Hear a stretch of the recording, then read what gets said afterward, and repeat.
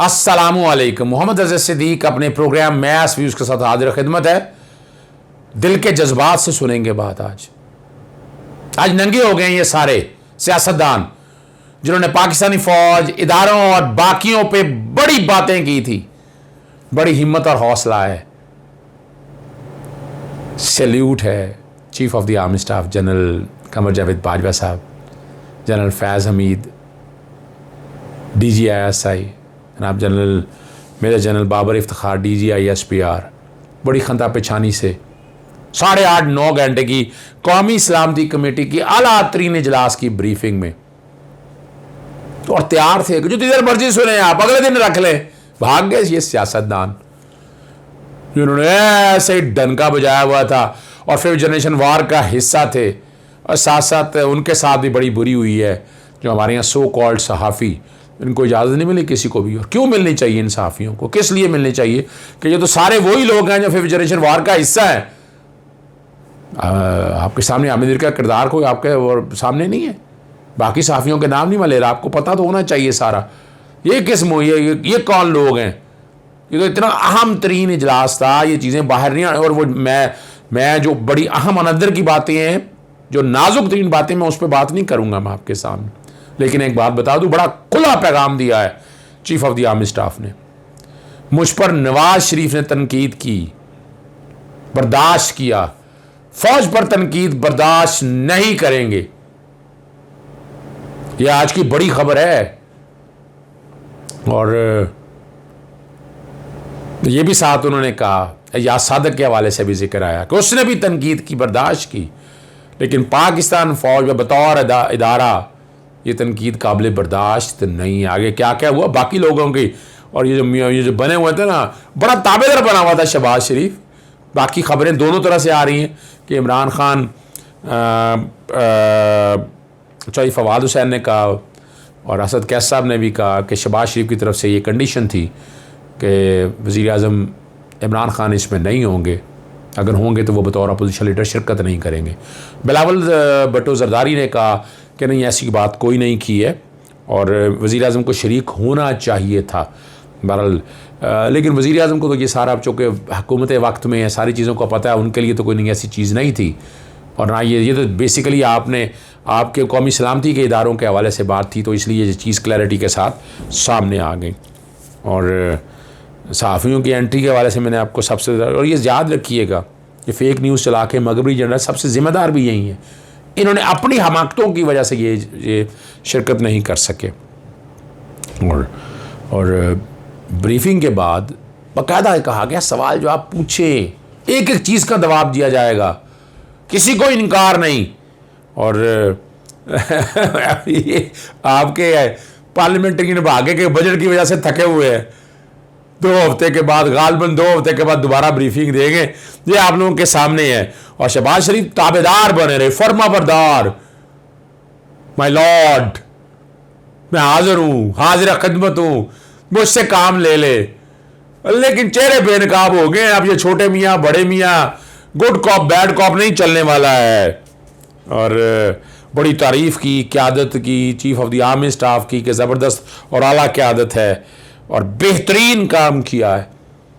लेकिन साथ बताया, यानी डायरेक्टली तरीके से, कि सोशल मीडिया पीपल्स पार्टी के ने ये गलत ख़बरें फैलाई कि उन्हें एतराज़ात हैं, लेकिन वो फर्मा बरदार है।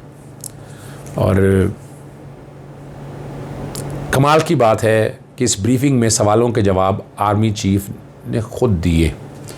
पहला सवाल मुशाहिद हुसैन, फिर शहबाज शरीफ, बिलावल भुट्टो और शाह महमूद कुरैशी ने। क्योंकि इमरान खान मौजूद नहीं थे तो उनका वफ़्त मौजूद था। उन्होंने ख़ुद कहा कि उनका वफ़्त मौजूद होगा, कैसे मौजूद होंगे जो वहाँ पर मौजूद रहेंगे।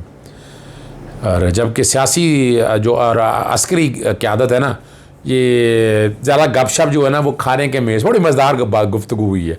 अब ब्रीफिंग का जो मकसद था ना, ये मुल्क की सिक्योरिटी पॉलिसी की सियासी ओनरशिप लेना था। तो ये ज़रूरी है। माहौल अच्छा था, तलखी भी नहीं हुई, अपोजिशन एस्टैब्लिशमेंट ने बर्फ़ पिघली है। ये ब्रेक थ्रू है बहुत बड़ा, ये ज़रूरी था। बहुत कन्फ्यूजन क्रिएट की हुई थी हमारे यहाँ सो कॉल्ड सहाफ़ियों ने, 5th जनरेशन वार के लोगों ने। और और जो बात मैंने पहले कही है मैं फिर दोहरा देता हूँ कि असद कैसर को बाकायदा कहा गया था कि इजलास में ना आए। अब यहाँ जो सवाल सबसे अहम आया अफ़गानिस्तान में खाना जंगी के ख़दशात के हवाले से, जो ब्रीफिंग में बताया कि पाकिस्तान, चीन, रूस, ईरान चाहते हैं कि अफ़गानिस्तान में खाना जंगी या जोग्राफियाई तकसीम ना हो, और तालिबान से हमारी कोई लड़ाई नहीं है और ना ही उन्हें हमारा कोई दबाव है, जबकि सी पैक में हम चीन के साथ है और इसी वजह से आपको पता है अमेरिका नाराज़ है। मगरबी जितने ममालिक हैं, इंडिया देख लें, अफ़गानिस्तान देख लें, ये सारे सिर्फ सी पैक की वजह से नाराज़ हैं। तरीके तालिबान पाकिस्तान और पाकिस्तान दुश्मन लोग जो है ना वो महाजिन की शक्ल में आ सकते हैं। जब अफ़गानिस्तान के मुकामी फ़ौजी 4 माह से तनख्वाह नहीं मिली है उनको और ख़ुद तालिबान से वो मिलते जा रहे हैं वो लोग, और जब अफ़गान तालिबान के कबीला अरसा से पाकिस्तान में और फैमिली सारी पाकिस्तान में है और पाकिस्तान में अफ़गान महाजिन के 200 मदारिस भी हैं, खाना जंगी हुई तो 5 से 7 लाख अफ़गान महाजिन पाकिस्तान आ सकते हैं। तमाम महाजिन को याद रखिएगा ईरान तर्ज पर पार्टनरशिप के करीब कैंपों में रखा जाएगा, जबकि टीटीपी और पाकिस्तान दुश्मन लोग महाजरीन की शक्ल में आ सकते हैं। लिहाजा उन्हें रोकना बड़ा नुकसान उठाया पाकिस्तान ने अफ़गानिस्तान की वजह से, लेकिन अफ़गानियों की वजह से हमने तो दिल और गले से लगाया, जिगर से करीब किया, लेकिन उन्होंने आपको उठा कर देखें इंडिया के साथ मिलकर बाहर बैठ कर इन सब ने अपना एक एजेंडा चलाया और ये सारा। और ये भी बात क्लियर हुई कि भारत और तालिबान का बराह रास्त अभी तक रब्ता नहीं हुआ है और अफ़गानिस्तान की जो सरजमीन है ये हमारे खिलाफ इस्तेमाल नहीं होनी चाहिए। और अफ़गानिस्तान में जो टीटीपी और बलोच दहशतगर्द के 6000 से ज़्यादा लोग मौजूद हैं और दाइश के 2 से 3 हज़ार अफराद शाम से अफ़गानिस्तान मुस्तकिल हो चुके हैं।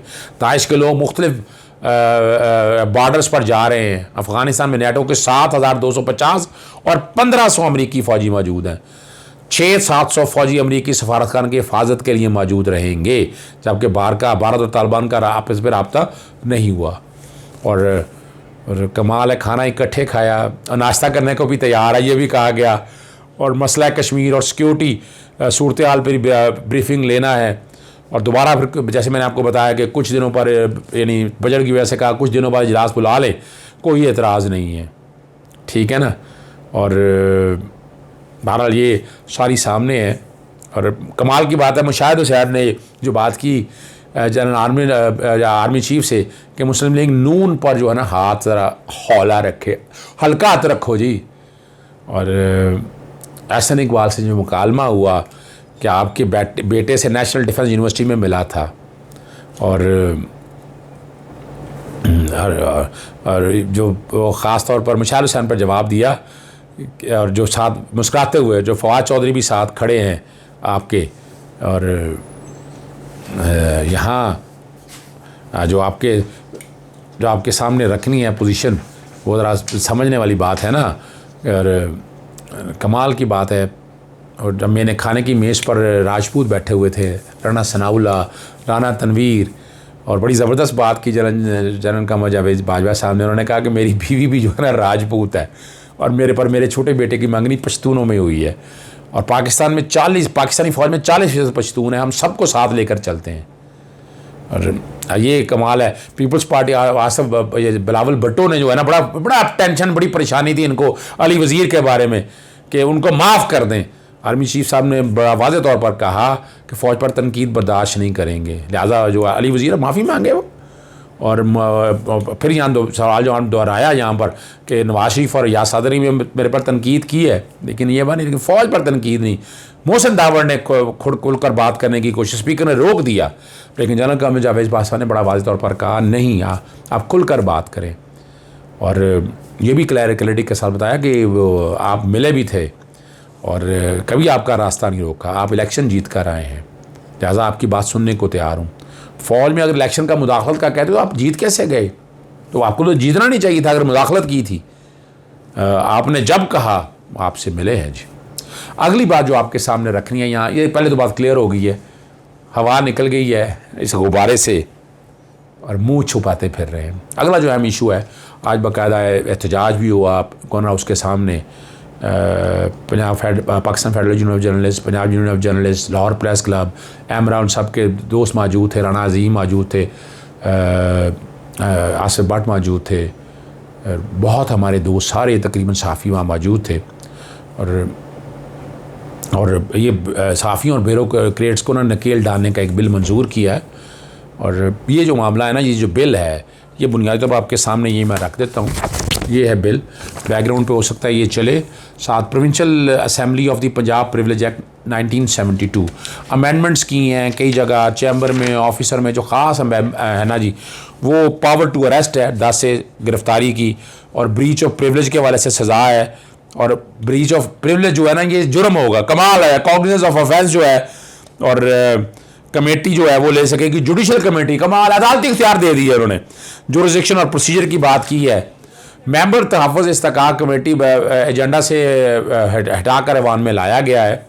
और पीपल्स पार्टी के मखदूम उस्मान ने पेश किया, लेकिन आप एंड में देखेंगे सुजाद अहमद भट्टी, MPA मियाँ शफ़ी मोहम्मद, मलिक मोहम्मद, अहमद खान, ये PMLN से है, और सैयद उस्मान महमूद, यानी सारे मिल गए हैं, सियासी जमातें सारी मिल गई हैं आपस में, सारे कम मसले।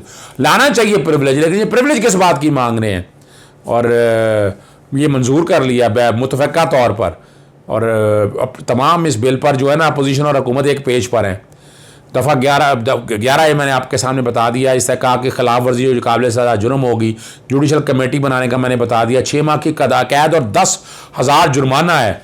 फर्स्ट क्लास मजिस्ट्रेट के इख्तियार होंगे। किसी मेंबर के इस्तिक़ाक़ को मजबूर किया तो स्पीकर पंजाब असेंबली गिरफ्तारी का हुक्म दे सकते हैं। और अगर कोई MP MNA के अंदर की तकरीर में रद्दबदल की जाएगी तो स्पीकर को शिकायत करेगा तो वो भी काबिल गिरफ्त समझा जाएगा। स्पीकर के कंडक्ट पर भी कोई बात नहीं की जा सकेगी। सरकारी महकमों के अफसरान अगली को असेंबली बुलाए पर ना आए तो काबिल गिरफ्तारी होंगे। यानी कल नैब का ऑफिसर नहीं आएगा और नोटिस देंगे और उसको सजा दे देंगे। कमाल हो गया, ये आप अंदाज़ा लगाएं। पहले आपका सामने अपने सलीम मानी वाला चेयरमैन नैब के बारे में क्या बात है, और अगर महकमे की तरफ से गलत जवाब असेंबली को भेजा गया तो उसकी खिलाफ वर्जी होगी। असेंबली के मुलाजमीन की ड्यूटी के दरमियान मुदाखलत में मुतल्लिका शख्स के खिलाफ कार्रवाई होगी। स्पीकर एक नोटिफिकेशन के जरिए सजा को कम या ज़्यादा कर सकता है। और इस बिल के तहत असेंबली की जुडिशल कमेटी को 1 दिन के अंदर सजा देने का इख्तियार होगा। समरी प्रोसीडिंग की बात की है। और कमाल है, गिरफ्तार करने का सार्जेंट नाम की बात है।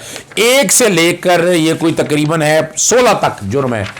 जुर्म की बात बता रहा हूँ, ये काला कानून है, ड्रैकोनियन लॉ है। आर्टिकल 204 जो है तौहीन अदालत की सज़ा देता है। लेकिन ये कहाँ से आ गया कि झूठ बोलने वाले ज़्यादातर पार्लियामेंटेरियन वो कहेंगे मेरा इस्तिक़ाक़ मंजूर हुआ है। इसके ख़िलाफ़ बाकायदा मैंने ऐलान कर दिया है, इस एक्ट के ख़िलाफ़ वापस ना लिया, ये बिल वापस ना लिया, एक्ट की शक्ल बनने से पहले ना इसको वापस लिया गया तो इसके ख़िलाफ़ बाकायदा जो है मैं चैलेंज करूँगा सहाफ़ी यूनियन की तरफ से। उन सब ने कह दिया मैं ख़त इख्तियार कर रहा हूँ, कोशिश करूँगा आज ख़त निकल जाए तो कल निकल जाएगा, वज़ीर-ए-आज़म को जाएगा। जो मैंने तकरीर किया, जो मैंने ऐलान किया ना, वहाँ मैं कोशिश करूँगा ज़रा वो चल जाए।